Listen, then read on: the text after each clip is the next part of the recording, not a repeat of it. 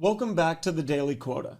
I'm your host, Nicholas Hill, and in today's lesson, you are going to learn how to provide specific value to the members of your buying committee for your top prioritized account. Let's break that down. In a previous episode, I think it was lesson 4 or something like that, you ended up mapping out your buying committee. That was your first experience learning about this concept. And as a quick review, we talked about the importance of understanding who's typically on the buying committee for your solution. We talked about titles, or not titles, but people like your end users, your champions, your economic buyers, your executive sponsors, your gatekeepers, detractors, finance, legal, IT, all of the different members of the committee that you would need to get in front of and convince to buy your solution. In this episode, we're going to take that concept a little bit further and talk about how do you convince them.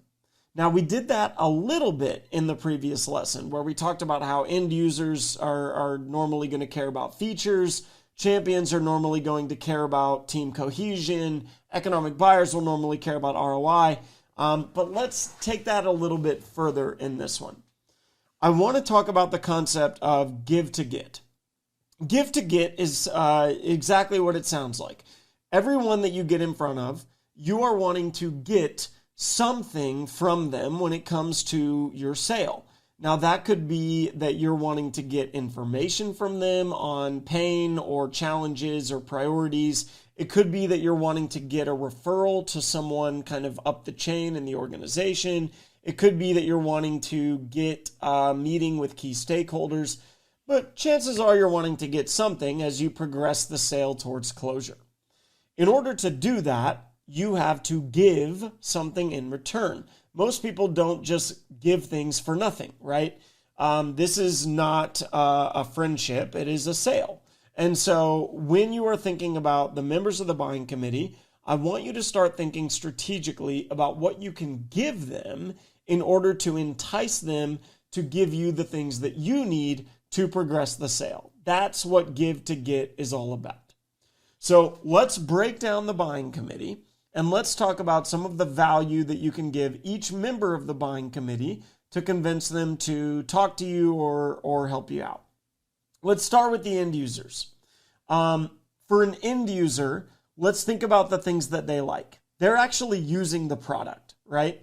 So some things that you can give them are new feature announcements. And by the way, as I'm reading these out, think about how you could possibly leverage these things. You could give value during outreach, during your LinkedIn connection request, during your initial discovery meeting. You can give value during your customer calls from a success standpoint. There are so many opportunities for you to give this value to the individuals that you talk to.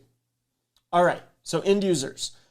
Give them new feature announcements, product updates, product how-tos, pro tips, walkthroughs, education, video demos, testimonials from other end users on how they're using the product, work best practices.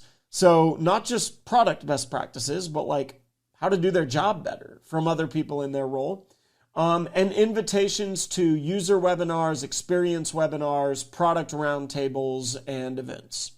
Those are things that are going to give them value. Those are things that they care about. If you can give them access to beta features or like cool stuff like that, even better. What can you ask them for in return? So if it's an end user, chances are you can't ask them to sign the contract, right? You can't ask them to sponsor the sale because they're an end user and they're not at that level of altitude. But what can you ask them for? Well, you can ask them for their current state, the negative consequences associated with that current state. You can ask them for their specific goals as an end user. You can ask them for to help you build a case for the value that your solution is providing today. That's really important. And in the future, we'll talk about how to build internal case studies for your product. And you can ask them for a referral to the next step up the chain, which is their team lead. Let's think about senior managers, your directors, your team leaders. These are typically going to be your champions. And their primary interest is making sure that the solution is going to work at the team level. So for them, and normally they are tied to specific KPIs, maybe not company-wide KPIs, but they have team KPIs that they're responsible for. They also want to make sure that adopting the solution isn't going to be a pain in the ass for their team. So you can talk a little bit about change management and some of those things. So the things that bring a director level, manager, senior manager level, champion level person value: customer testimonials, blog posts, case studies, referrals from their end users, discussions with subject matter experts on your team, product demos, right? Showing at a high level what it can do for their team, work best practices from others in their role, just like we did for the end users. And then things you can ask them for in return. A champion or director level, they're going to be able to talk to you about current initiatives, validating your value ladder, your value hypothesis, understanding the decision criteria that they're going to have, the decision process, what levels it needs to go through, the paper process, the key stakeholders, those are going to be important. Understanding more information on the current state, the negative consequences, the goals, the metrics used to measure ROI. Typically, once you get to this level, they're going to be able to talk to you about metrics and numbers. And then again, referral, either now you can ask for a referral across or up. So you can get referrals to other team leaders, other members of other functions, so horizontal referrals, or referrals up the chain to a senior executive, so vertical referrals. Now, let's say you can get in front of a senior executive. Let's keep moving up the chain. So now you're talking to someone that is potentially your executive sponsor, and the way that you give value is going to be different. An executive sponsor cares about operational efficiency, ROI, tying your solution to OKRs or top-level business initiatives, and ultimately the things that bring them value are customer referrals, executive dinners, executive briefing center visits, strategy sessions, testimonials and case studies from other senior execs, ROI reports, third-party validation, management consultants coming in and validating your solution, events or webinars specifically for senior leadership or senior leadership roundtables, referrals from their team leaders can be valuable, internal case studies that you've built, and like I said, we'll learn how to build those in a future lesson. And then things that you can ask for in return for providing this value are going to be information on the full decision process, any remaining criteria that you have not addressed, any remaining referrals to other stakeholders, finalization of paper process, getting your contracts over to legal. But ultimately, if you're talking to the executive sponsor, they can give you the final decision. They're the ones that can close the sale for you, just like your economic buyer could. So for here, you should be comfortable asking, are we done? Do you have everything you need to make a final decision here?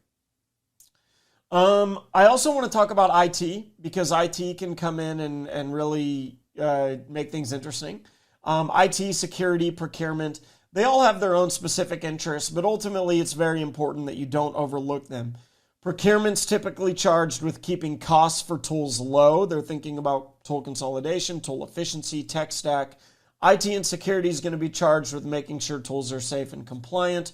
So the way that you give them value is very different from anyone else in the buying committee. You want to be talking to them about security and technical requirements, giving them conversations with your technical and security experts, showing them security documentation. Case studies and testimonials are third-party validation from a security standpoint. For procurement, they're going to be very interested in ROI, testimonials when it comes to metrics. And then things that you can ask for in return. You could do some discovery with these folks and learn about any technical limitations with their current solution. But ultimately, a lot of these conversations, a lot of the value you're trying to get that was bad grammar. A lot of the value you're asking for is for them to stop being a detractor, basically. You want them to give their go-ahead so that everyone else on the buying committee can feel comfortable signing off on the decision. All right, so now it's your turn.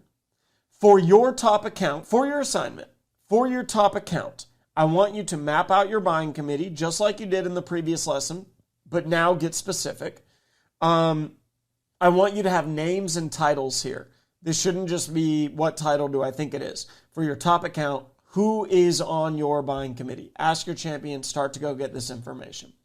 You won't have it all at first. It's possible you'll need to talk to your champion and learn a little bit more to get it. But once you understand who you need to convince, you can begin to strategize your outreach in the right way. Then I want you to use what we just talked about and start to write down the specific value that you can give each of these individuals. So for your end user, potential champion, potential economic buyer, potential executive sponsor, potential detractor, trying to see how many times I can say potential in one lesson, you need to ask yourself, what value can I specifically give them? What are some assets that I have from my PMM team or that I've created myself that I can send them in my outreach or give them in our meetings that are going to provide them value? And then you can take it a little further and say, what am I willing to ask for in return? What are the goals of me potentially talking to these individuals? Once I've given them that value, what should I ask for in return? Your study guide is going to walk you through this, and that's it for today's lesson. Thank you for listening, and we'll see you next time.